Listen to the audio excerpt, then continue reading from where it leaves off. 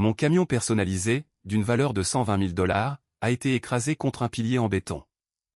Ma mère m'a dit d'abandonner les poursuites, car nous sommes de la famille. Mon frère avait déjà détruit 4 voitures. J'ai raccroché, retiré la carte de la dashcam, et sauvegardé la preuve qu'il n'aurait jamais cru qu'un juge lirait. Je suis sorti de mon immeuble de bureau à 7 heures du soir, l'esprit encore obnubilé par les horaires de fret et la logistique de la chaîne d'approvisionnement, et me suis arrêté net. Le parking souterrain était généralement un sanctuaire calme et résonnant. Mais ce soir-là, l'air était épais, imprégné de l'odeur âcre et toxique de caoutchouc brûlé et de liquide de refroidissement qui fuyait. J'ai tourné au coin pour atteindre ma place assignée, et mon estomac s'est complètement noué.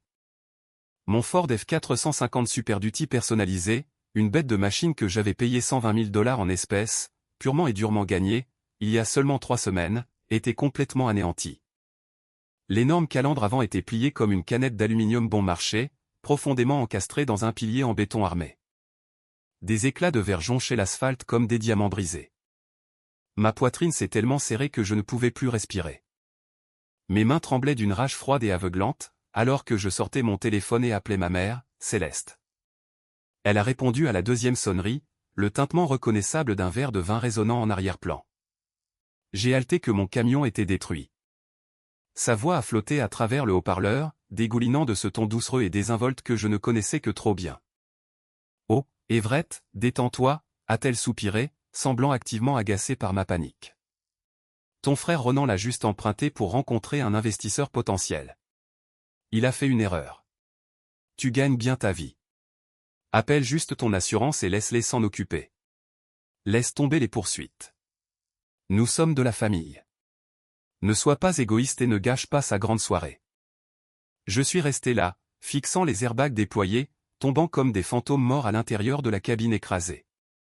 Il avait déjà détruit 4 voitures dans sa vie. Je n'ai pas crié. Je n'ai pas discuté. Je ne lui ai pas demandé comment diable il avait obtenu mes clés. J'ai simplement éloigné le téléphone de mon oreille, mis fin à l'appel, et composé le 911. L'opérateur a répondu immédiatement, et ma voix était étrangement stable alors que je signalais un vol de voiture aggravé et une destruction majeure de propriété. Pendant que j'attendais l'arrivée de la police, le silence du parking m'enveloppait, rompu seulement par le goutte-à-goutte régulier de fluide s'accumulant autour de mes chaussures de ville. Ma famille pensait honnêtement qu'il s'agissait juste d'un morceau de métal. Ils pensaient que mon camion n'était qu'un autre jouet à casser pour l'enfant chéri, et que je sortirais simplement mon balai pour nettoyer le désordre comme je l'avais toujours fait. Mais ils avaient tort. Je me suis approché de l'épave, le verre craquant sous mes talons. La porte côté passager était bloquée, mais la vitre côté conducteur était complètement brisée. Je me suis penché dans la cabine, chassant la poussière persistante des airbags déployés. Mes yeux se sont tournés vers le rétroviseur. Niché juste derrière, pratiquement invisible à moins de savoir exactement où chercher, se trouvait la dashcam personnalisée à double objectif que j'avais directement câblée à la batterie le jour où j'avais acheté le camion. Elle enregistrait à la fois la route devant et l'intérieur de la cabine, capturant un son clair et une vidéo haute définition. J'ai tendu la main, mes doigts frôlant le boîtier en plastique chaud. D'une pression rapide, le petit mécanisme à ressort a cliqué, et j'ai fait glisser la carte micro SD, la glissant en toute sécurité dans la poche intérieure de ma veste de costume. Mon cœur battait un rythme lent et lourd contre mes côtes. Céleste et Arlon, mes parents toxiques et complices, pensaient pouvoir régler ça avec la culpabilité familiale. Ils pensaient pouvoir utiliser mon succès comme une arme pour amortir les échecs catastrophiques de Ronin. Mais alors que le hurlement lointain des sirènes de police commençait à résonner le long de la rampe en béton du garage, un calme sombre et prédateur m'a envahi. Ils pensent que j'ai juste perdu un camion aujourd'hui. Ils n'ont absolument aucune idée que, dans ma poche, je tiens la sentence de mort définitive pour tout l'avenir de l'enfant chéri. Jusqu'où étais-je prêt à aller pour leur faire payer? Pour comprendre la glace absolue qui coulait dans mes veines pendant que j'attendais les autorités, il faut faire une petite visite guidée du musée de l'histoire toxique de ma famille. J'ai 32 ans, je suis directeur exécutif de la logistique régionale. Toute ma vie, ma carrière, ma santé mentale sont bâties sur le transport de lourdes charges, la résolution de problèmes structurels massifs, et l'assurance que tout fonctionne parfaitement. Mais ce n'est pas seulement mon titre de poste. Cela a été mon rôle attribué dans ma famille depuis le jour de ma naissance. J'étais le bourreau de travail invisible. la racine de leur ressentiment profond envers moi n'a jamais été un mystère. Je ressemble et j'agis exactement comme mon défunt grand-père. C'était un industriel impitoyable, autodidacte, qui avait bâti un empire à partir de rien. C'était aussi un homme qui voyait clair dans le jeu de mon père, Arlon. Lorsque mon grand-père est décédé, il n'a absolument rien laissé à Arlon et Céleste, les rayant entièrement de son testament en raison de leur paresse chronique et de leur stratagème financier constant. J'étais le rappel vivant et respirant de l'homme qui les avait coupés des vivres, mon succès, ma discipline, ma stabilité financière. C'était une gifle quotidienne aux échecs profonds de mes parents. Ronin, en revanche, avait 29 ans, était au chômage, et entièrement délirant. Il se faisait appeler trader en crypto-monnaie et en devises. En réalité, c'était un parasite beau parleur qui reflétait les pires traits de mes parents. Il était allergique au travail acharné, mais profondément accro à l'affichage d'un style de vie luxueux sur les réseaux sociaux, et mes parents le vénéraient pour cela. Debout dans le parking humide, les souvenirs ont commencé à défiler dans mon esprit comme une bobine d'artefacts agonisants. Laissez-moi vous présenter la pièce A. J'avais 18 ans. J'avais passé tout un été épuisant à travailler de nuit dans un entrepôt de transport frigorifique, me détruisant le dos pour économiser 4000 $ pour mes frais de scolarité. Un matin, j'ai vérifié mon compte et le solde était à 0. Mon père, Arlon, qui était toujours sur le compte joint depuis que j'étais mineur, était entré dans une agence bancaire et avait vidé chaque centime. Quand je l'ai confronté, en sanglots et paniqué. Il a négligemment tourné la page de son journal. C'est un investissement familial, Everett, avait-il dit. Ronan avait besoin d'une plateforme de minage de crypto-monnaies haut de gamme. Tu peux juste prendre un prêt étudiant. Tu es intelligent. Tu t'en sortiras. La pièce B était encore plus dévastatrice financièrement. Quand j'avais 25 ans, alors que j'essayais de construire mon crédit et de grimper les échelons de l'entreprise, mes parents m'ont coincé lors d'un dîner de fête. Ils ont pleuré, ils ont supplié, ils ont joué le coup de la culpabilité familiale suprême pour me forcer à contresigner un prêt de 25 000 $ pour une BMW de luxe destinée à Ronin. Affirmant qu'il en avait besoin pour projeter une image de richesse pour sa nouvelle entreprise immobilière. J'ai bêtement cédé. 6 mois plus tard, Ronin a conduit cette BMW directement dans un fossé, alors qu'il était sous l'influence de médicaments sur ordonnance. L'assurance a à peine couvert la moitié du prêt à découvert. Parce que Ronin n'avait aucun revenu et que mes parents étaient secrètement noyés sous les dettes, la banque s'est retournée contre moi. J'ai passé 3 années agonisantes à manger des nouilles instantanées bon marché, à annuler toutes mes vacances, et à user des chaussures de ville jusqu'à ce que les semelles se séparent littéralement du cuir. Tout cela juste pour rembourser une voiture de luxe dans laquelle je n'avais même jamais pu m'asseoir. J'ai regardé l'acier écrasé de mon Ford F450. Dans l'industrie de la logistique, un véhicule comme celui-ci n'est pas seulement un moyen de transport. C'est un symbole de capacité de remorquage, d'intégrité structurelle. J'ai acheté ce camion spécifique parce que c'était la seule chose dans ma vie qui me semblait entièrement mienne. C'était une forteresse que ma famille ne pouvait pas toucher. Du moins, c'est ce que je pensais. L'ironie était aveuglante.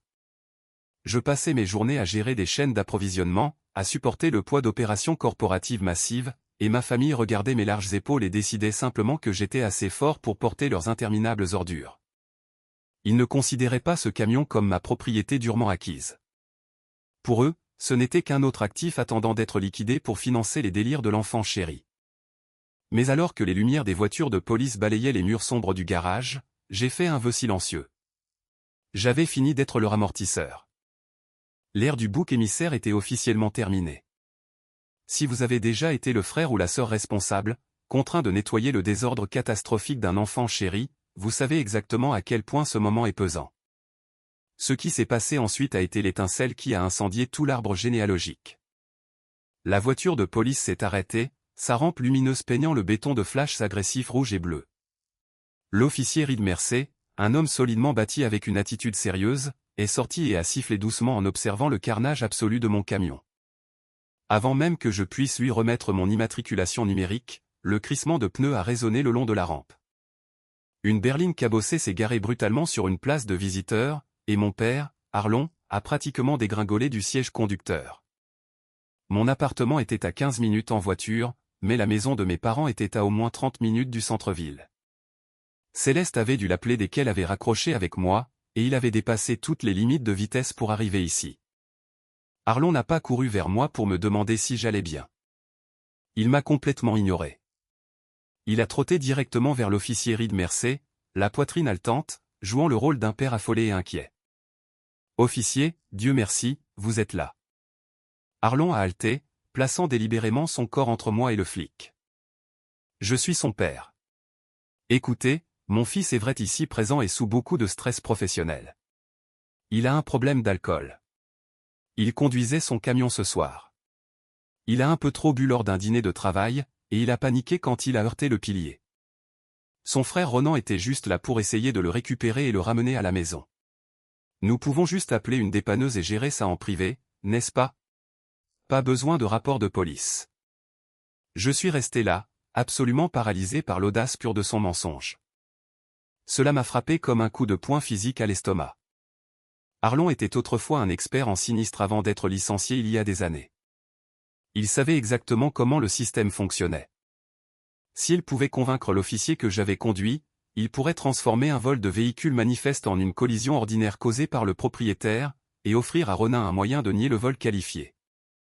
Il essayait littéralement de me piéger pour conduite en état d'ivresse et fausse déclaration d'assurance, juste pour effacer ce que son fils préféré avait fait. L'officier Reed Mercer a froncé les sourcils, sa main reposant négligemment sur sa ceinture de service. Il a regardé par-dessus l'épaule de Arlon, vers moi. « Est-ce vrai, monsieur? Étiez-vous au volant? » Je me suis avancé, la glace dans mes veines se solidifiant en pur titane. « Officier Reed Mercer, ai-je dit, ma voix résonnant clairement à travers le garage. J'étais assis à mon bureau au 9e étage pendant les 5 dernières heures. Je n'ai pas bu une seule goutte d'alcool. Mon père vous ment pour protéger mon frère qui a volé ce véhicule. » Arlon s'est retourné, son visage devenant d'un violet marbré et laid. « Everett, ferme ta gueule. Ne fais pas ça à ta famille. » Il a sifflé, venimeusement. Je n'ai même pas scié. J'ai sorti mon téléphone de ma poche, accédé au portail de sécurité du bâtiment, auquel j'avais un accès exécutif, et affiché les images du garage d'il y a 20 minutes. J'ai tendu le téléphone à l'officier Reed Mercer. Nous sommes restés silencieux tandis que l'officier regardait les images de sécurité nettes et haute définition. Elles montraient clairement Ronan, vêtu d'une veste de créateur surdimensionnée, trébuchant dans le garage. Il était visiblement ivre, chancelant de façon désordonnée. Il s'est approché de mon camion, l'a déverrouillé avec une télécommande, est monté, et a immédiatement accéléré en marche arrière avant de passer en marche avant et de foncer tête la première dans le pilier en béton. La vidéo s'est terminée avec Ronan titubant hors de la cabine écrasée, vérifiant son propre reflet dans le rétroviseur latéral, et s'éloignant en courant vers la cage d'escalier sans une seule égratignure. L'officier Reed Mercer m'a rendu mon téléphone, son expression se transformant en pierre. Il a regardé directement Arlon. « Monsieur, je vous suggère fortement de vous éloigner de moi. Mentir à un officier de police pendant une enquête active et tenter de déposer un faux rapport peut entraîner des accusations criminelles. Si vous dites un mot de plus pour interférer avec cette enquête, je vous menoterai pour obstruction et dépôt de faux rapports. » La bouche de Arlon s'est ouverte et fermée comme celle d'un poisson suffocant. Toute la bravade arrogante a disparu de son corps, le laissant paraître petit, vieux, et pathétique. Il a reculé de 3 pas, ses mains tremblantes. L'officier Reed Mercer s'est tourné vers moi, sortant son bloc-notes officiel. Il a utilisé une clé. Il a fui les lieux. Il est visiblement altéré.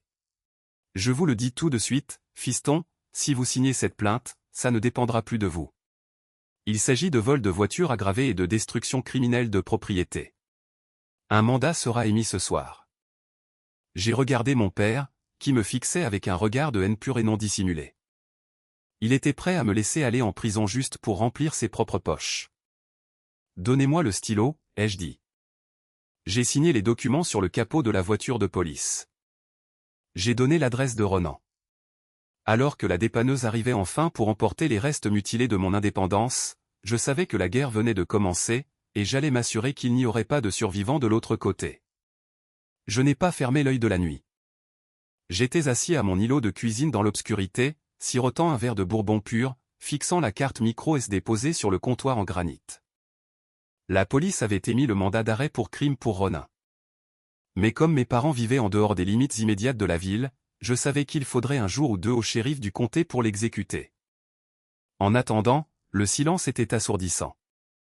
Le lendemain matin, j'ai enfilé un costume frais et élégant, et j'ai pris un VTC pour me rendre à mon bureau d'entreprise. J'avais besoin du chaos familier de la logistique pour garder l'esprit vif. Mais la réalité du monde des conséquences toxiques de mon frère était sur le point d'empiéter sur ma vie professionnelle d'une manière que je n'avais jamais anticipée. À exactement 10 heures du matin, je suis sorti de l'immeuble pour prendre un café au café d'en face. Alors que j'attendais au passage piéton, un homme est sorti de l'ombre d'une ruelle voisine et m'a barré le chemin. Il n'était pas habillé comme les professionnels du monde des affaires du quartier financier. Il portait un survêtement bon marché, mal ajusté, et de l'encre épaisse et foncée remontait le long de son cou, disparaissant derrière son oreille. Il semblait complètement déplacé, et ses yeux étaient rivés sur les miens. « Vous êtes Everett, n'est-ce pas ?» a demandé l'homme. Sa voix était rauque, portait une menace sous-jacente qui a fait dresser les poils de mes bras. Le grand frère de Ronin, le gars qui a les poches pleines. Chaque instinct que j'avais développé en travaillant dans les rues de gare de triage au début de ma vingtaine, s'est éveillé. J'ai redressé mes épaules, le regardant de haut. « Qui demande ?» L'homme a laissé échapper un rire sec et sans humour. Il a sorti un morceau de papier plié de sa poche et l'a déplié. C'était une photographie imprimée de mon Ford F450 personnalisé, tirée de mon propre compte de médias sociaux.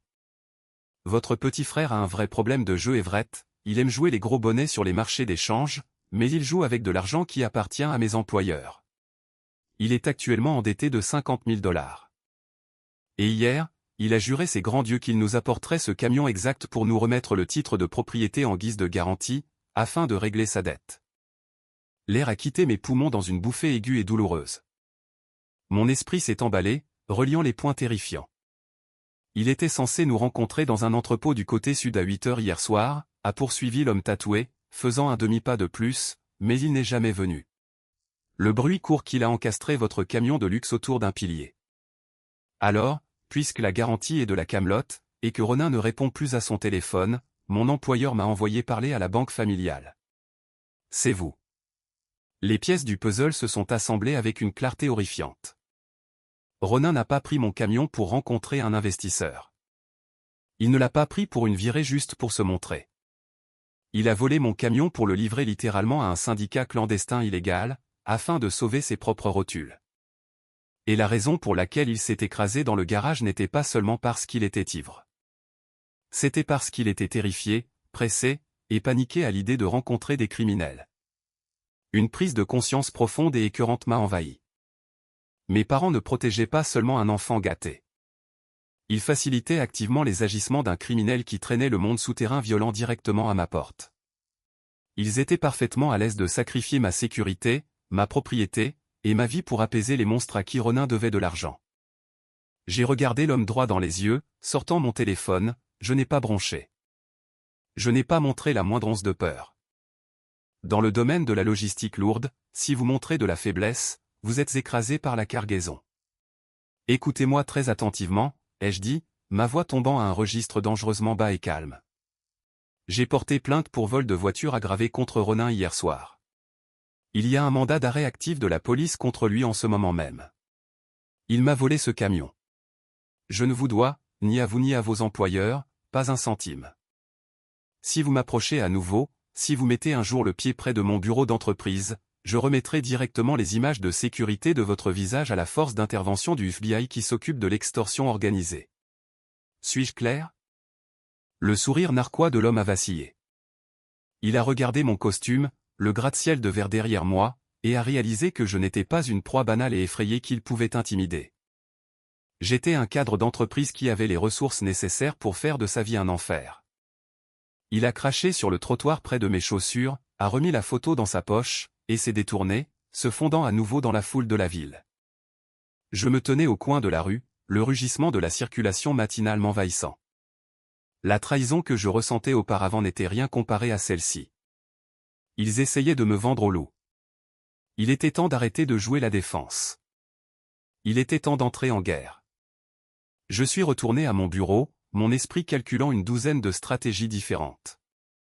Juste avant le déjeuner, mon téléphone portable personnel a vibré violemment contre le bois d'acajou de mon bureau. L'identifiant de l'appelant affichait le nom de ma tante Marabelle, la sœur cadette de ma mère. Marabelle était le singe volant ultime de la famille. Une femme qui se nourrissait des commérages et s'alignait toujours avec celui qui détenait le plus de pouvoir perçu. Contre mon meilleur jugement, ai-je répondu. Everett, oh mon Dieu, je suis tellement contente que tu aies décroché, a dit Marabelle, sa voix tremblant de ce qui ressemblait à de véritables larmes hystériques. Je viens d'apprendre ce qui s'est passé. J'ai entendu ce que Arlon a essayé de te faire avec la police. C'est dégueulasse. C'est absolument dégueulasse. Je suis tellement désolé d'avoir jamais pris leur parti. Je me suis penché en arrière dans mon fauteuil en cuir, plissant les yeux. Qu'est-ce que tu veux, tante Marabelle? Je veux t'aider. Elle a sangloté dans le combiné. J'étais chez eux ce matin. Ronin se cache au sous-sol. Il prépare quelque chose d'horrible, Everett. J'ai volé un dossier de papier du bureau de Arlon. Ça prouve tout. Ça prouve qu'il savait qu'il allait prendre le camion. S'il te plaît, rejoins-moi au petit restaurant tranquille près de la route 9 dans 30 minutes. Je dois te donner cette preuve avant qu'il ne réalise qu'elle a disparu. Le gestionnaire logistique en moi a immédiatement signalé la situation comme une anomalie à haut risque.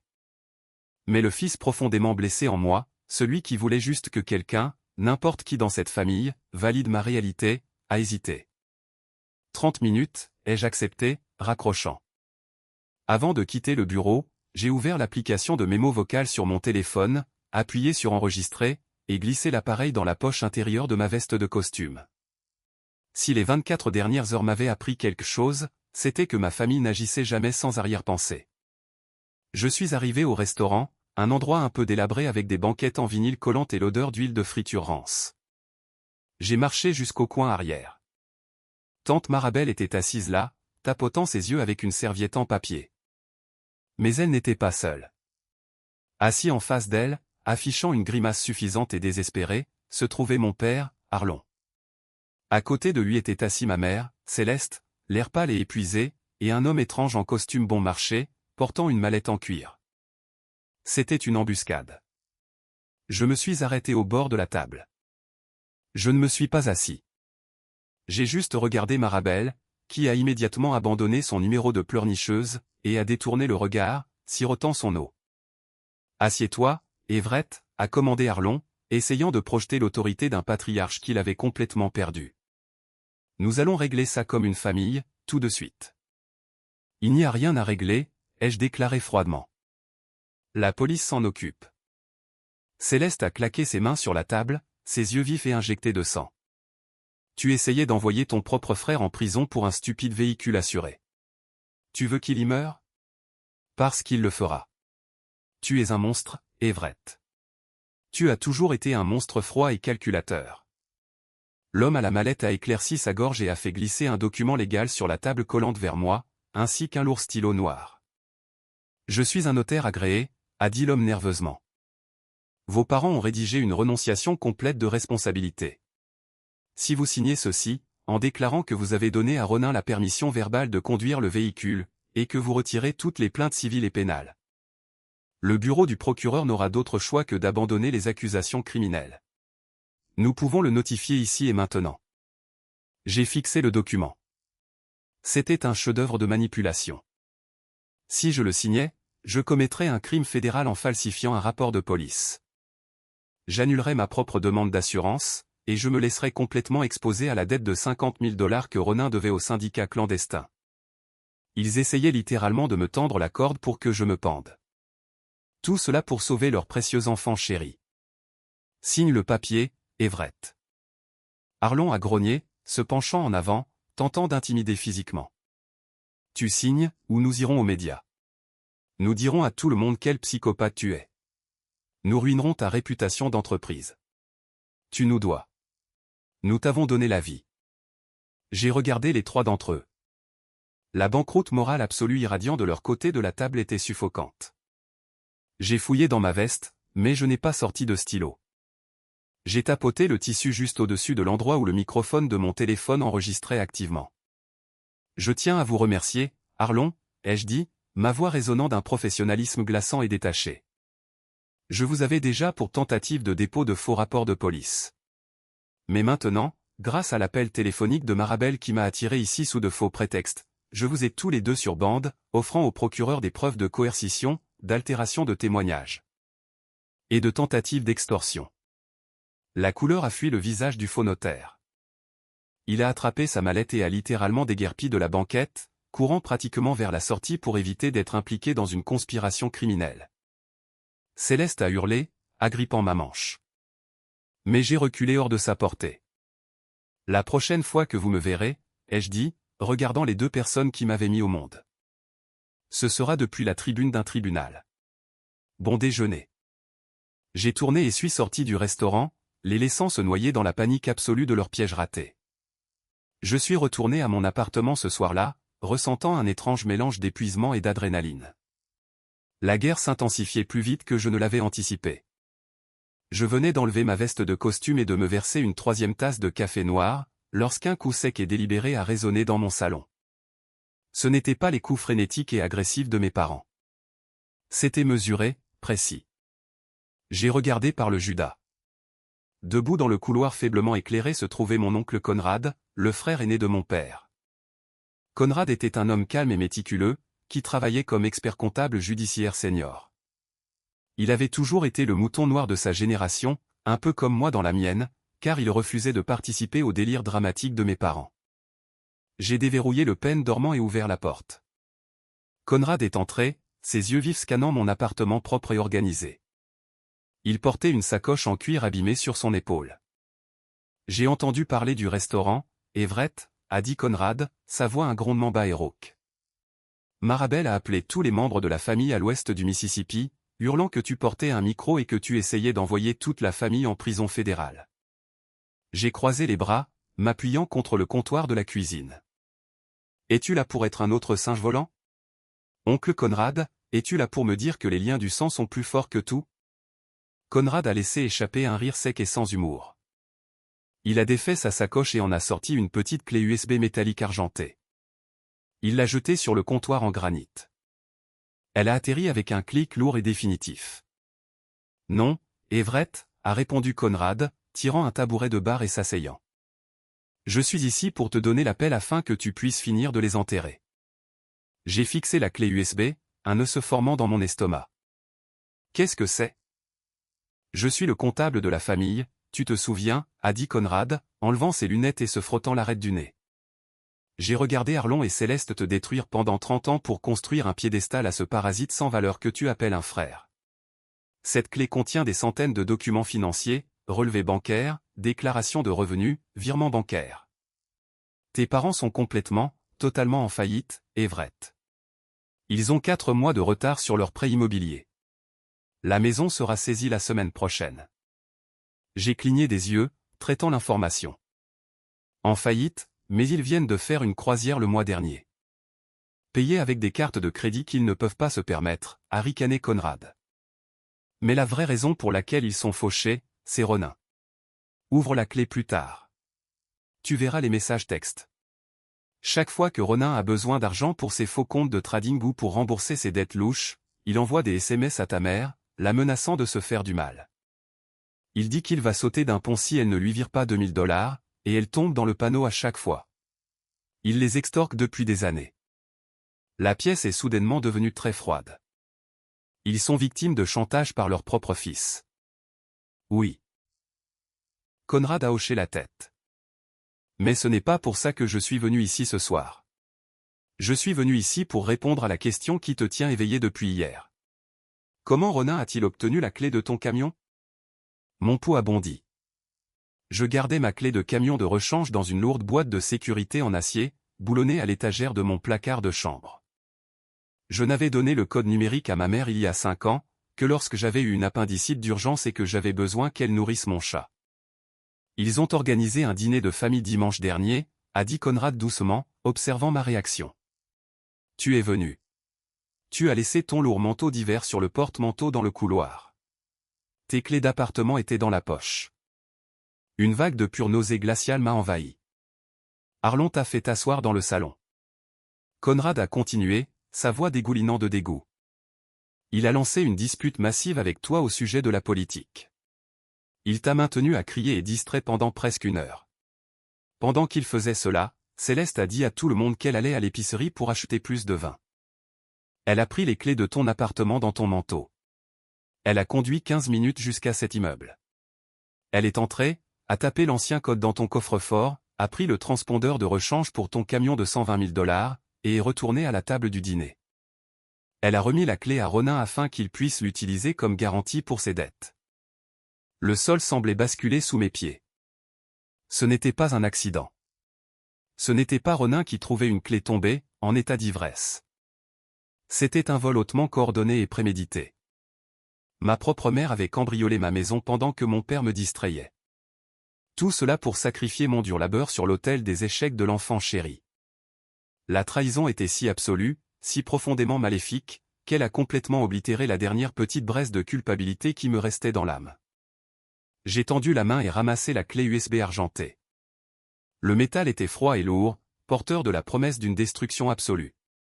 Il pense jouer aux échecs avec un enfant, ai-je murmuré, un sourire sombre et dangereux se répandant sur mon visage.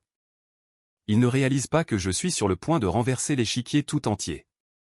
Si vous êtes absolument dégoûté par ce que ses parents ont fait et que vous voulez les voir affronter le karma qu'ils méritent, veuillez appuyer sur le bouton j'aime dès maintenant. Pensez à vous abonner et laisser un commentaire ci-dessous, en me disant de quelle ville ou pays vous regardez. Chaque interaction aide à diffuser cette histoire, afin que plus de gens puissent découvrir ces moments fous. Merci pour votre soutien. Maintenant, revenons à la vengeance. Les 48 heures suivantes furent une leçon magistrale de guerre psychologique. Parce que mes parents étaient complètement fauchés mais absolument obsédés par le maintien de leur illusion de classe moyenne supérieure, ils ne pouvaient pas se permettre un avocat de la défense légitime pour Ronin. Mais ils ont réussi à gratter suffisamment d'argent emprunté auprès d'un garant de caution à fort taux d'intérêt pour le faire libérer de la cellule de détention du comté en attendant son procès. Je savais la minute exacte où Ronin avait été libéré.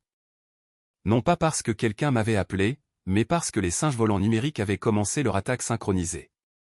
Dès que Ronin a récupéré son téléphone, il s'est immédiatement connecté à Facebook et Instagram pour lancer une attaque préventive contre ma personne. Il a publié une énorme mise à jour de statut décousu en plusieurs paragraphes, taguant chaque tante, oncle, cousin, et ami commun que nous partagions. Il a joué la carte de la victime ultime. Il a tissé un récit tragique et larmoyant sur la façon dont il souffrait d'une grave crise de santé mentale en raison de l'immense pression de son entreprise de trading. Il a affirmé qu'il avait fait une petite erreur inoffensive en empruntant mon camion pour se vider la tête, et que l'accident n'était qu'une défaillance mécanique combinée à des sols glissants. Puis il est allé à la gorge. Il m'a dépeint comme un robot d'entreprise froid, sans cœur, obsédé par l'argent, qui se souciait plus d'un morceau de métal remplaçable que de sa propre chair et de son propre sang. Il a littéralement écrit que j'essayais d'envoyer mon propre frère en prison fédérale pour une égratignure sur un pare-choc. Les commentaires ont afflué comme des eaux usées brutes. Des proches à qui je n'avais pas parlé depuis une décennie ont soudainement eu des opinions très fortes sur ma moralité. Tante Marabelle, ignorant complètement le fait que je l'avais piégé dans une affaire criminelle la veille, a commenté que j'étais un sociopathe qui avait toujours été jaloux de l'esprit brillant de Ronin. Les faux amis crypto de Ronin sont intervenus, me traitant de traître et de matérialiste. Par le passé, cette humiliation publique coordonnée m'aurait brisé. J'aurais ressenti le poids écrasant de l'isolement, douté de ma propre santé mentale, et finalement cédé juste pour faire taire les murmures. Mais je n'étais plus cet enfant brisé. J'étais un homme tenant une clé USB argentée et une carte micro SD contenant l'absolue vérité brute. Je n'ai pas écrit une longue réponse émotionnelle pour défendre mon caractère. Dans le monde de la logistique, on ne discute pas avec un système défaillant. Vous le détruisez avec des données indéniables. J'ai ouvert mon ordinateur portable, créé une nouvelle publication publique, et tagué chaque personne qui avait commenté l'histoire larmoyante et pathétique de Ronin. Premièrement, j'ai téléchargé une capture d'écran parfaitement claire du rapport de police citant officiellement les dommages à 120 000 $, et listant les accusations comme vol de voiture aggravé. Deuxièmement, j'ai téléchargé le message d'extorsion financière que Conrad m'avait donné, où Ronin menaçait de mettre fin à ses jours si notre mère en faillite ne lui virait pas 2 000 $ pour le service de bouteille. Mais le coup fatal absolu était le troisième fichier. J'ai téléchargé les images brutes et non éditées de la caméra de la cabine de mon camion. La vidéo ne montrait pas seulement Ronin titubant ivre dans le siège conducteur. Elle a capturé l'audio clair et haute définition d'un appel téléphonique qu'il a passé dès qu'il a démarré le moteur. Tout Internet a entendu mon frère, la prétendue victime fragile, rire malicieusement alors qu'il parlait à un usurier clandestin connu. Ouais, j'ai la garantie. La voix de Ronin a résonné à travers les haut-parleurs, dégoulinant de venin arrogant. Je suis assis dans le camion poubelle de 120 000 $ en ce moment. Mon frère, le crétin, a en fait laissé la clé de rechange à la maison. Je l'amène à l'entrepôt. Honnêtement, je pourrais juste un peu casser l'avant en chemin, juste pour donner une leçon à ce crétin arrogant. C'est un idiot. Il paiera juste la franchise de toute façon. À tout à l'heure. J'ai ajouté une seule phrase en légende. Il n'a pas glissé sur un sol mouillé. Il a volé ma propriété pour payer une dette de jeu de 50 000 $ à un syndicat du crime, et il avait l'intention de la détruire juste pour le plaisir. Rendez-vous au tribunal. J'ai cliqué sur publier, fermé mon ordinateur portable, et pris une gorgée de mon café noir. L'explosion a été instantanée et absolue.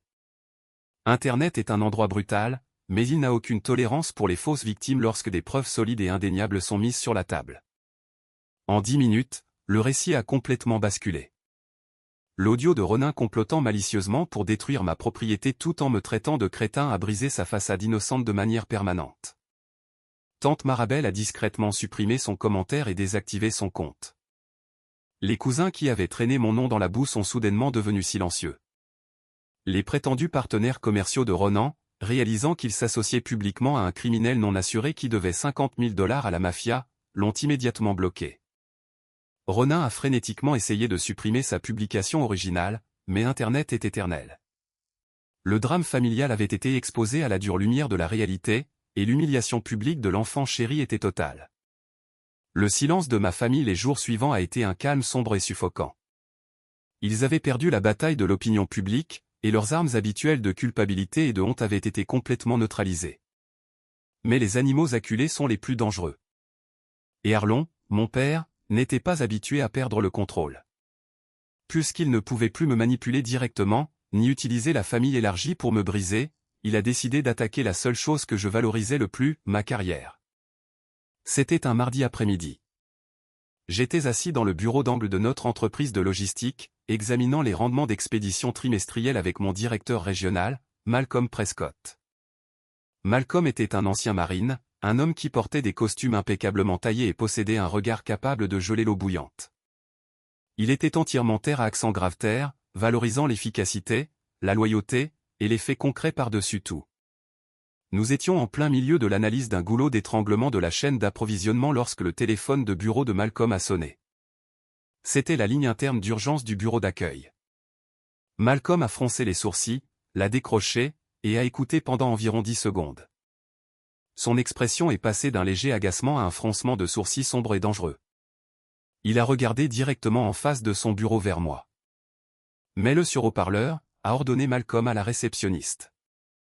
Un clic net a résonné dans le bureau, suivi immédiatement par la voix retentissante et autoritaire de mon père. Écoutez-moi, jeune femme. Arlon a aboyé à travers le haut-parleur, adoptant son ton le plus autoritaire et patriarcal. J'exige de parler à la personne en charge du département d'Everett, à l'instant même.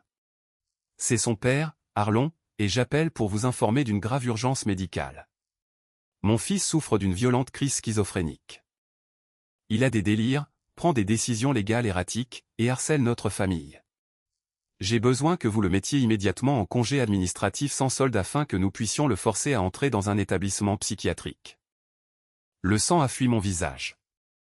Je suis resté figé sur ma chaise. Arlon essayait en fait de détruire ma réputation professionnelle.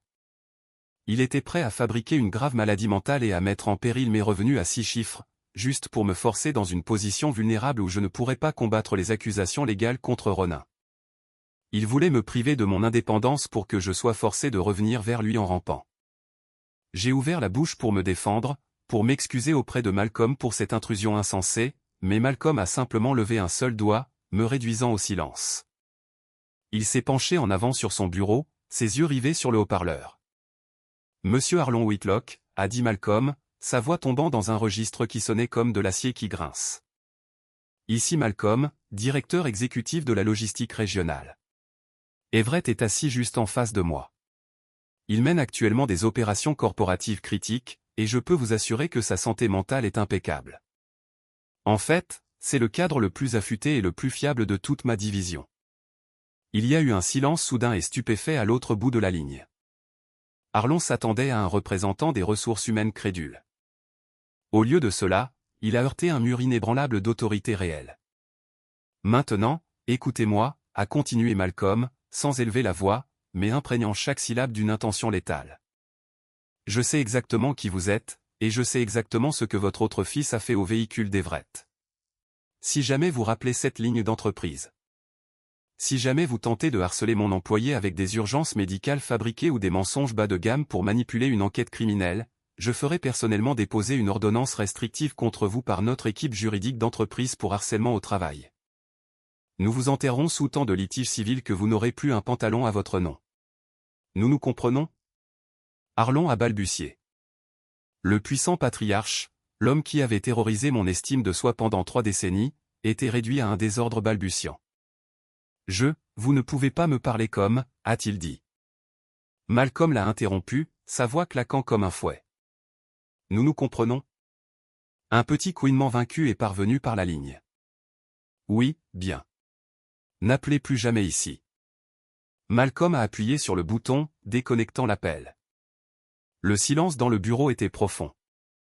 J'étais assis là, mon cœur martelant ma poitrine, ressentant un étrange mélange d'embarras et de gratitude écrasante. Malcolm m'a regardé, son expression s'adoucissant juste un peu. Il a tendu la main sur le bureau et a tapoté le rapport trimestriel que nous examinions. La famille est censée être la cargaison qui t'ancre, Everett, a dit Malcolm doucement. S'ils agissent comme une ancre attachée autour de ton cou, tu coupes la corde. Prends tout le temps dont tu as besoin pour le procès. L'entreprise te soutient. J'ai quitté le bureau ce soir-là, me sentant comme si je mesurais 10 pieds. Pour la première fois de ma vie, j'ai réalisé que ma valeur n'était pas déterminée par les métriques toxiques de ma famille. Le monde réel me respectait. Le monde réel voyait ma valeur. Et il était temps de faire s'écraser cette réalité sur la tête de Ronin. 3 mois se sont écoulés. 3 mois de silence radio absolu de ma famille. Un calme si profond et paisible que j'avais presque oublié ce que c'était de vivre sans anxiété constante. Mais les pages du calendrier ont tourné, et le jour du jugement est finalement arrivé. J'ai traversé les lourds détecteurs de métaux du palais de justice du comté, un mardi matin froid. L'air à l'intérieur du bâtiment sentait le café rance, la cire de sol, et la sueur nerveuse des gens désespérés espérant une seconde chance. Mais je n'étais pas là pour offrir de seconde chance. Je portais un costume gris anthracite sur mesure qui avait coûté 1500 $. Il me seyait parfaitement. Une armure forgée par ma propre indépendance et mon succès. La montre mécanique vintage de mon grand-père tic-taquait doucement à mon poignet. Je me sentais ancré. Je me sentais incroyablement dangereux. Pour la première fois en 32 ans, je n'entrais pas dans une pièce pour sauver ma famille de ses propres erreurs catastrophiques. J'entrais pour voir les conséquences les rattraper enfin. Je suis entré dans la salle d'audience 4B et me suis assis au dernier rang, sur les bancs de bois d'acajou dur et poli. La pièce était éclairée par des lumières fluorescentes crues qui projetaient de longues ombres impitoyables. 10 minutes plus tard, les lourdes doubles portes en bois se sont ouvertes, et ma famille est entrée. Le contraste entre nous était saisissant. Ronin, le soi-disant entrepreneur en crypto-monnaie à succès, portait un costume bleu marine bon marché et mal ajusté qui semblait avoir été emprunté à un magasin d'occasion. Les manches étaient trop longues. Les épaules s'affaissaient, et son visage était pâle et luisant de sueur nerveuse. L'arrogance et l'assurance avaient complètement disparu. Derrière lui traînaient Arlon et Céleste, et la vue de ceux-ci m'a en fait fait cligner des yeux de surprise. Il semblait avoir vieilli de 10 ans en 90 jours. Céleste rongeait nerveusement son ongle, son maquillage coûteux mal appliqué, et Arlon n'arrêtait pas d'essuyer son front avec un mouchoir froissé, ses épaules affaissées par la défaite. Quand ils m'ont vu assis dans la tribune, calme et impassible, ils ont rapidement détourné les yeux, se traînant vers les tables de la défense comme des prisonniers condamnés. L'huissier a appelé la salle d'audience à l'ordre, et la juge Lenora Ashford est entrée. C'était une femme d'apparence sévère, aux yeux vifs et intelligents, aux cheveux grisonnants tirés en un chignon serré, et à l'attitude qui communiquait clairement qu'elle n'avait aucune tolérance pour les inepties. Lorsque l'affaire de Ronan a été appelée, Il s'est levé sur des jambes tremblantes aux côtés de son défenseur public. Le procureur a exposé les faits de l'affaire de manière claire et efficace, les images de sécurité du bâtiment irréfutables, l'enquête de police documentant comment il avait obtenu et utilisé la clé, les 120 000 $ de dommages matériels. Et l'enregistrement audio-vicieux de la caméra de la cabine prouvant l'intention malveillante. C'était un coup de maître absolu. Puis le défenseur public de Ronan s'est levé pour plaider en faveur de la clémence. C'était le mensonge familial classique et nauséabond, habillé de jargon juridique. Votre honneur, a dit le défenseur public, faisant un geste vers un Ronan en pleurs. Mon client est profondément repentant.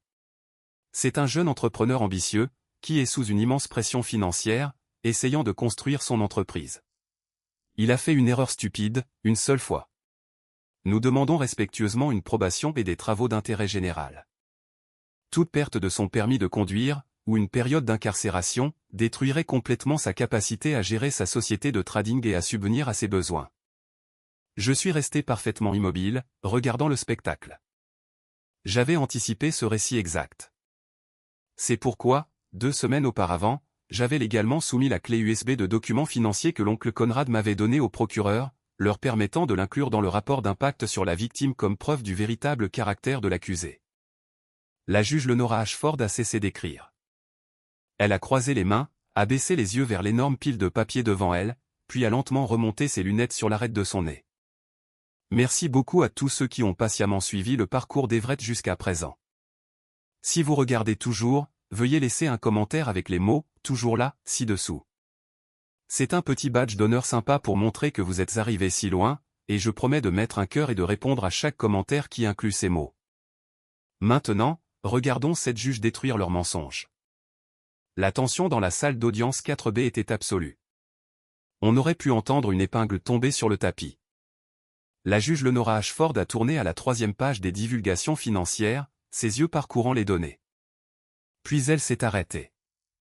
Elle a levé les yeux, son regard perçant contournant complètement Ronin pour se fixer directement sur Arlon, qui était assis au premier rang de la tribune. L'expression de la juge s'est durcie lorsqu'elle a atteint un ensemble de dossiers financiers certifiés attachés au dépôt du procureur. Monsieur Arlon Whitlock, a dit la juge Lenora Ashford, sa voix coupant le silence de la salle d'audience comme un scalpel chirurgical. Les dossiers certifiés devant moi montrent que vous avez déposé le bilan au titre du chapitre 13 il y a 8 mois. N'est-ce pas? Arlon s'est figé. Son visage est devenu complètement blanc, égalant la couleur des murs austères. Il s'est lentement levé, ses mains tremblant si violemment qu'il a dû s'accrocher au banc en bois devant lui pour rester debout. Oui, votre honneur, a-t-il murmuré. Les dépôts de faillite certifiés décrivent d'immenses difficultés financières. La juge Lenora Ashford a poursuivi, sa voix résonnant sur les panneaux de bois. Il montre également que la pétition a été rejetée après que le tribunal des faillites a découvert des actifs non divulgués liés au dépôt. Ces dossiers font maintenant partie de l'historique financier devant ce tribunal. Céleste a halté, couvrant sa bouche de sa main. Le secret était révélé. L'illusion de leur mode de vie riche de classe moyenne supérieure était traînée sous la lumière dure et impitoyable du dossier public. La juge Lenora Ashford a reporté son regard perçant sur Ronin et le défenseur public déconcerté. Avocat, a dit la juge, son ton dégoulinant d'un mépris absolu. Vous êtes ici et demandez la clémence pour un jeune entrepreneur.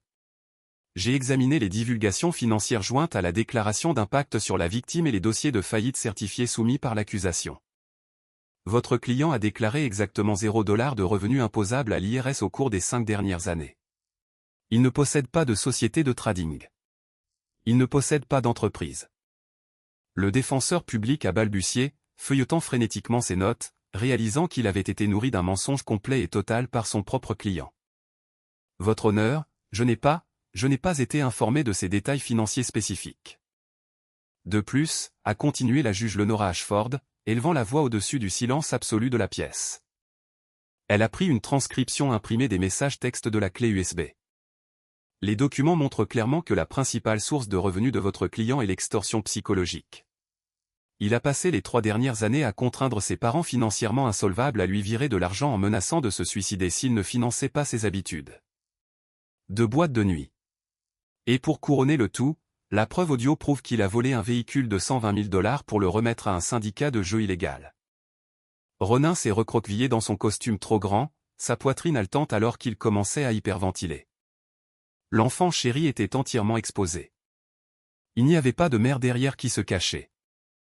Il n'y avait pas de père pour crier sur un manager afin de résoudre ça. Il n'y avait que la réalité froide, dure et terrifiante de la loi. Vous n'avez pas besoin d'un véhicule pour travailler, monsieur Ronan Whitlock, car vous ne travaillez pas, a dit la juge Lenora Ashford, se penchant en avant par-dessus le banc. Vous êtes un parasite qui se nourrit du travail des autres. Vous considérez la propriété des autres comme votre propre terrain de jeu personnel. Et ce tribunal reconnaît un schéma sévère de sentiment de droit destructeur qu'une simple tape sur les doigts ne guérira pas. Elle a tendu la main vers son marteau en bois. L'ère de l'enfant chéri était officiellement terminée. Veuillez vous lever, a ordonné la juge Lenora Ashford. Ronan s'est levé, ses genoux ont légèrement fléchi, et le défenseur public a dû lui agripper le coude pour le maintenir debout. Des larmes coulaient librement sur son visage pâle, tombant sur les revers de son costume bon marché. Pour l'accusation de vol de voiture aggravée et de destruction criminelle de propriété, je vous condamne à 18 mois de prison d'État, avec effet immédiat, a déclaré la juge, sa voix résonnant d'une finalité absolue. De plus, vous êtes ordonné de payer une restitution complète d'un montant de 120 000 $ au fournisseur d'assurance de la victime. De plus, à votre libération, votre permis de conduire sera suspendu pour une période de 5 ans. Bang! Le lourd marteau en bois a frappé la table. Le son était comme un coup de feu dans la pièce silencieuse. Instantanément, la salle d'audience a éclaté en une réaction viscérale et chaotique. Céleste a poussé un cri aigu et guttural. Son sac à main de créateur contrefait a glissé de ses genoux et a frappé le sol alors que ses jambes cédaient. Elle s'est effondrée sur le banc en bois, sanglotant de manière incontrôlable. « Mon bébé, non, vous ne pouvez pas le prendre. Ce n'est qu'un garçon, a-t-elle gémi, tendant les mains vers l'avant de la pièce. Arlon n'a pas crié. Il a agrippé sa propre poitrine, sa respiration venant par halètements courts et rauques, ses yeux écarquillés par la terreur pure d'un homme dont l'univers entier venait de s'effondrer. 2 huissiers de justice lourdement armés se sont immédiatement avancés. Ils ont attrapé Ronin par les bras. Il n'a pas riposté. Il a regardé par-dessus son épaule vers nos parents, son visage tordu d'une panique absolue, murmurant le mot « aide ». Mais pour la première fois en 29 ans de sa vie, l'aide ne venait pas. Ils lui ont mis les lourdes menottes en acier au poignet, juste là, au milieu de la pièce. Le métal cliquetant sèchement, et ils l'ont traîné à travers la lourde porte latérale réservée aux détenus condamnés. J'ai regardé la porte se fermer derrière lui. Je n'ai pas ressenti de joie euphorique. Je n'ai pas ressenti l'envie d'applaudir. Ce que j'ai ressenti, c'était un poids suffocant et massif qui se soulevait de ma poitrine. La dette invisible que j'avais portée depuis l'enfance. L'obligation tacite de réparer tout ce que Ronin brisait a été officiellement annulée par l'État. Je me suis levé, et boutonné ma veste de costume, et suis sorti de la tribune. Le couloir à l'extérieur de la salle d'audience était brillamment éclairé par de grandes fenêtres donnant sur l'horizon de la ville. J'ai marché vers les ascenseurs, sortant mon téléphone de ma poche pour vérifier mes emails. Mais avant que je puisse appuyer sur le bouton d'appel, j'ai entendu des pas lourds et frénétiques se précipiter derrière moi. « Everett, arrête-toi là. » Je me suis retourné lentement. C'était Arlon. Sa cravate était desserrée, son visage rouge d'une couleur dangereuse, le choc du tribunal cédant la place à une rage désespérée et agitée. Céleste traînait derrière lui, serrant un mouchoir contre son visage, l'air complètement brisé. Arlon a marché droit vers moi, essayant d'utiliser sa taille physique pour m'intimider, une tactique qui était absolument ridicule. « Alors, es-tu content maintenant ?» Arlon a craché, sa voix tremblant de fureur. « Tu as envoyé ton propre frère en prison. Tu as assassiné cette famille aujourd'hui.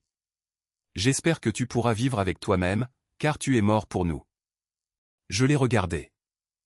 J'ai regardé l'homme qui avait volé mes économies pour l'université, qui m'avait forcé à m'endetter, qui avait essayé de me faire virer de mon travail, et qui avait remis mes clés à un criminel. Je n'ai pas élevé la voix. Je n'ai pas reculé. J'ai simplement tenu bon, projetant une dominance absolue. Je vis parfaitement bien avec moi-même, Arlon, ai-je dit, ma voix étrangement calme et entièrement vide de toute affection familiale. Mais vous feriez peut-être mieux de vous inquiéter pour vous-même. Arlon a cligné des yeux, confus par mon manque d'émotion. De quoi parles-tu ? Je me suis penché légèrement, baissant ma voix pour que seul lui et Céleste puissent entendre. Ronin n'a pas écrasé ce camion pour le plaisir. Il était en route pour un entrepôt afin de remettre le titre de propriété à un syndicat de jeux clandestins. Il leur doit 50 000 $. Et puisqu'il est dans une cellule de béton et que la garantie est détruite, qui pensez-vous que ces hommes vont venir chercher ensuite pour recouvrer leurs dettes? Bonne chance pour garder votre maison, Arlon, parce que je ne paierai pas un seul centime pour vous sauver. La terreur absolue qui a envahi le visage de mon père était la chose la plus belle que j'ai jamais vue. Il a ouvert la bouche, mais aucun son n'en est sorti. La réalisation qu'il avait sacrifié son seul fils fiable pour un criminel qui avait mis leur vie en danger l'a finalement frappé. Je leur ai tourné le dos, suis entré dans l'ascenseur, et j'ai laissé les portes métalliques se refermer, les coupant de ma vie pour toujours. Le temps est le filtre ultime de la vérité. 1 an plus tard, ma vie était incroyablement paisible. Parce que j'avais déposé un rapport de police massif et que Ronin avait été condamné pour vol qualifié. Ma compagnie d'assurance a traité ma réclamation sans le moindre problème. Quelques semaines après le procès, un chèque certifié d'un montant total de 120 000 $ est arrivé par la poste. J'ai emmené ce chèque directement chez le concessionnaire et j'ai acheté un tout nouveau Ford F450, cette fois, en passant à l'édition Platinum avec une suspension tout-terrain personnalisée et un intérieur haut de gamme. Quand je tiens ce volant en cuir maintenant, je ne ressens pas seulement la puissance. Je ressens une liberté absolue. C'est un monument à mes limites. Pendant ce temps, la réalité de la situation de mes parents m'est parvenue par le bouche-à-oreille familial. Ronan a quitté le tribunal avec une dette de 120 000 $ en restitution à la compagnie d'assurance, tandis que Arlon et Céleste étaient déjà ensevelis sous leurs propres arriérés de prêts hypothécaires, leurs problèmes de faillite. Et l'argent qu'ils avaient dépensé pour sa caution et ses frais juridiques. Combiné aux menaces des usuriers, Arlon a été contraint de sortir de sa retraite. L'homme qui se moquait de mes emplois manuels quand j'avais 20 ans, travaille maintenant de nuit comme agent de sécurité dans un centre commercial. Céleste a dû vendre tous ses faux bijoux de créateur et prendre un emploi de femme de ménage juste pour empêcher la banque de saisir leur maison. Ils se noient dans l'exacte misère qu'ils ont essayé de me faire subir. La dynamique de pouvoir s'était complètement inversée. Ce matin même, j'ai vérifié ma boîte aux lettres et j'ai trouvé une simple enveloppe blanche, estampillée par le département correctionnel de l'État. C'était une lettre de Ronan. Je l'ai ouverte en buvant mon café du matin sur le balcon de ma nouvelle maison de ville. L'écriture était désordonnée et précipitée. Everett. La lettre disait: la prison, c'est l'enfer. La nourriture, c'est de la vraie poubelle. Et je n'arrête pas de me battre. Maman dit que tu as acheté un nouveau camion. Écoute, j'ai besoin que tu mettes de l'argent sur mon compte de cantine. Juste 500 $ pour que je puisse avoir des collations décentes et du savon. Tu me dois autant pour m'avoir mis ici. Ne sois pas avare. 1 an dans une cellule de béton, et il n'avait pas changé d'un iota. Il n'y avait pas d'excuse, aucune prise de conscience de ses actions. Juste le même sentiment d'être endroit toxique et stupéfiant, exigeant de l'argent de l'homme qui l'avait volé. L'ancien Everett, l'enfant invisible, aurait ressenti une pointe de culpabilité. Le nouvel Everett a juste souri. J'ai ressenti une indifférence absolue, totale. Je suis rentré à l'intérieur, j'ai introduit la lettre directement dans ma déchiqueteuse de papier robuste, et j'ai regardé les dents métalliques acérées découper ses exigences en de minuscules bandes de déchets illisibles. Je n'ai pas répondu. Je l'ai simplement laissé crier dans le vide. Le vrai pouvoir ne consiste pas à se venger en criant le plus fort. Le vrai pouvoir, c'est la capacité de s'éloigner et de ne jamais regarder en arrière. C'est la réalisation que vous n'êtes pas obligé de vous immoler par le feu juste pour garder des personnes toxiques au chaud. La justice n'a pas détruit ma famille. Ils se sont détruits eux-mêmes. La justice m'a juste permis de leur survivre enfin. Mais parfois, j'entends encore tante Marabelle et mes parents raconter à quiconque veut bien écouter que je suis le méchant de l'histoire. Ils chuchotent toujours qu'envoyer mon propre sang en prison d'État pour un morceau de métal était sans cœur et cruel. Alors, je vous laisse, le jury d'Internet. Après avoir entendu parler des économies volées, de la dette forcée de 25 000 $, du vol ciblé par ma propre mère, et de la dette de 50 000 $ à la mafia qu'ils ont traînée à ma porte, ai-je eu raison de porter des accusations criminelles et de m'éloigner? Ou aurais-je dû payer le prix pour maintenir la paix dans la famille une dernière fois? Faites-moi part de votre verdict ci-dessous. J'aimerais connaître vos réflexions à ce sujet.